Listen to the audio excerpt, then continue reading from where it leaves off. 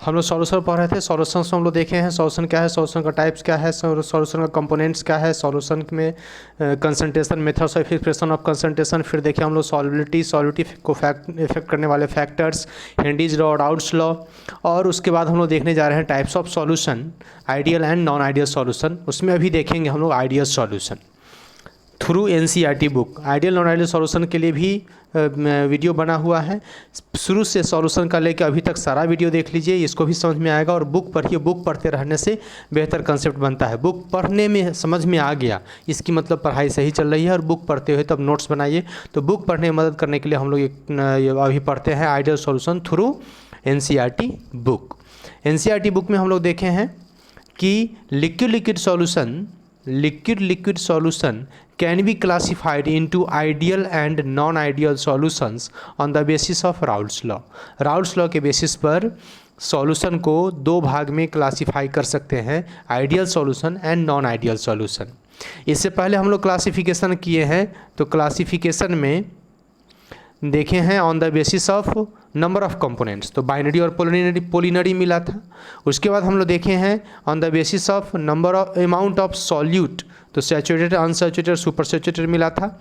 उसके बाद हम लोग क्लासीफाई करके देखे थे, तो उसमें मिला था हम लोग स्टेट्स के बेसिस पर 9 टाइप्स का, और नेचर ऑफ सॉल्वेंट के बेसिस पर एक्वस, नॉन एक्वस, ETC देखे थे। अब हम लोग देख रहे हैं एनसीईआरटी बुक के थ्रू, तो उसमें राउल्ट्स लॉ के बेसिस पर सॉल्यूशंस का 2 टाइप हो जाएगा, ideal and non ideal solution.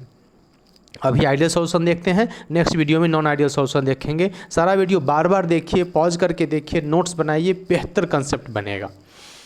The solutions which obey Raoult's law over the entire range of concentration are known as ideal solutions. वैसा सॉल्यूशन, वैसा विलयन जो किसी भी सांद्रण के लिए, किसी भी कंसंट्रेशन के लिए राउल्ट्स लॉ को मानेगा, कम रहे कंसंट्रेशन तो भी, ज़्यादा रहे तो भी, हाई प्रेशर टेम्परेचर बना हो कंसंट्रेशन तो भी, लो टेम्परेचर प्रेशर बना हो तो भी, तो इंटायर रेंज ऑफ, सारा रेंज में अगर उस राउल्ट्स लॉ को ओबे करेगा तो उसको क्या बोलेंगे, ideal solution. The ideal solutions have 2 other important properties. Ideal solutions का 2 अदर प्रॉपर्टीज हैं, क्या क्या? The enthalpy of mixing of the pure components to form solution is 0 and the volume of mixing is also 0. Enthalpy of mixing and enthalpy of mixing of the solution and change of volume of mixing of the solution, ये दोनों 0 होना चाहिए। क्या मतलब है इसका? इसका मतलब ये है कि अगर हम लोग सॉलिड और सॉल्वेंट को मिलाएं तो मिलाने में उसमें ना तो एनर्जी का लूज हो और ना एनर्जी का गेन हो, ना एक्सोथर्मिक नेचर का हो ना ही एंडोथर्मिक नेचर का हो, तभी उसका इंथैल्पी ऑफ मिक्सिंग क्या होगा, 0 होगा। और ये तभी हो सकता है जब इंटरमोलिकुलर फोर्स बिल्कुल इक्वल नेचर का हो, समान नेचर का हो। इंथैल्पी ऑफ वॉल्यूम क्या हो कि वो भी बिल्कुल जितना सॉलिड जितना सॉल्वेंट मिलाए हैं दोनों को मिला के सॉल्यूशन का भी दोनों को ऐड के बराबर, सिंपल ऐड के बराबर हो। मीन्स अगर 1 लीटर सॉलिड और 1 लीटर सॉल्वेंट मिलाए हैं तो वॉल्यूम का सॉल्यूशन कितना हो, 2 लीटर हो, कि पहले भी 1 + 1 लिए थे, बाद में 2 है, 2 - 2 0, तो change of volume of mixing क्या होगा, 0 होगा। और change of enthalpy of mixing क्या होगा, 0 होगा। तो 3 कंडीशन हो गया आइडियल सॉल्यूशंस के लिए, क्या क्या? Obey Raoult's law entire range and enthalpy of mixing 0 और change of mixing of volume भी 0। ये 3 कंडीशन को जो मानेगा वो क्या होगा, आइडियल सॉल्यूशन होगा। राउल्ट्स लॉ क्या है? P1 directly proportional to P1 x1, that is P1 = P1 nought x1 and P2 = P2 nought x2। ये चीज़ मानना चाहिए, सबसे पहला कंडीशन राउल्ट्स लॉ को ओबे करना चाहिए। और दूसरा तीसरा कंडीशन है कि enthalpy of mixing should be 0 और change of volume should be 0, ये होना चाहिए, ये बताया बुक के अनुसार। इट मीन्स दैट, इसका क्या मतलब है, नो हीट इज एब्जॉर्ब, कोई भी उष्मा का अवशोषण नहीं होगा, और इवॉल्व ना ही उत्सर्जन होगा। मतलब इसका मतलब ये हुआ कि उष्मा ना तो एब्जॉर्ब होगा ना तो इवॉल्व होगा, तभी ΔH मिक्सिंग 0 होगा। द कंपोनेंट्स आर मिक्स्ड, जो उसको मिलाएंगे तो मिलाने से क्या होगा, हीट का कोई भी लूज गेन नहीं होगा। ऑल्सो साथ ही the volume of solution would be equal to the sum of volume of the two components. और जो वॉल्यूम ऑफ सॉल्यूशन है, जो दो कंपोनेंट्स लिए हैं सॉलिड और सॉल्वेंट, उसके जितना जितना वॉल्यूम लिए हैं उन दोनों के एडिशन के बराबर होगा, तभी change of volume of mixing क्या होगा, ज़ीरो होगा। एकदम स्पष्ट है।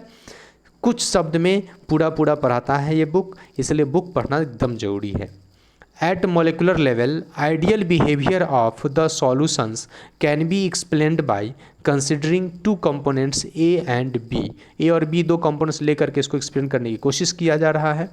In pure components, the intermolecular attractive interactions will be of types AA and BB।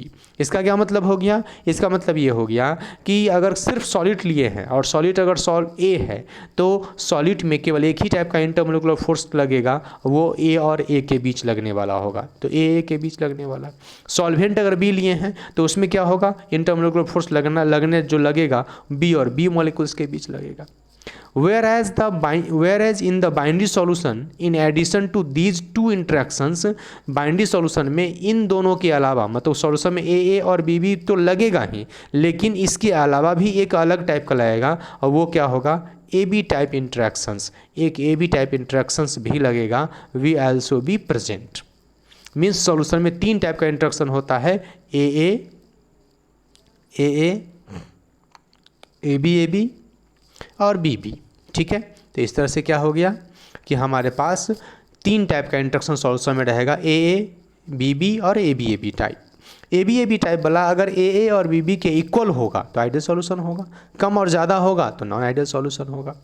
जो पिछले वीडियो में एक्सप्लेन किया उसको अच्छे से देखिए, उसके अनुसार से लिखिए, फिर बुक पढ़िए और दोनों मिला करके बेहतर नोट्स बनाइए।